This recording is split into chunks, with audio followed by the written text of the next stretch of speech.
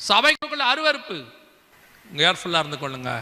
சபைக்குள்ளே கர்த்தர் இதெல்லாம் அருவருக்கிறார். தேவனை ஆராதிக்கிற ஸ்தலம், அவ்வளவுதான். இதை தவிர சபைக்குள்ள வேற ஒன்றுமே கிடையாது. வாங்க, ஆராதிங்க, துதிங்க, ஸ்தோத்திரம் பண்ணுங்க, சந்தோஷமா இருங்க, வீட்டுக்கு போயிருங்க. மத்தேயு எழுதின சுவிசேஷம் 21ஆம் அதிகாரம் 12வது வசனம் வாசிங்க. மத்தேயு 21:12. இயேசு தேவாலயத்தில் பிரவேசித்து ஆலயத்தில் விற்கிறவர்களும் கொள்ளுகிறவருமாகிய யாவரையும் வெளியே துரத்தி காசுக்காரருடைய பலகைகளையும் புறா விற்கிறவர்களின் ஆசனங்களையும் கவிழ்த்து, என்னுடைய வீடு ஜெப வீடு எனப்படும் என்று எழுதியிருக்கிறது, நீங்களோ அதை கல்லர் குகையாக்கினீர்கள் என்றார். காரணம் என்ன ஆகி போச்சு?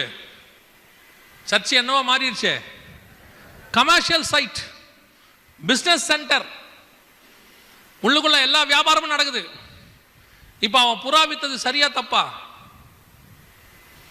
ஆலயத்துக்குள் புறா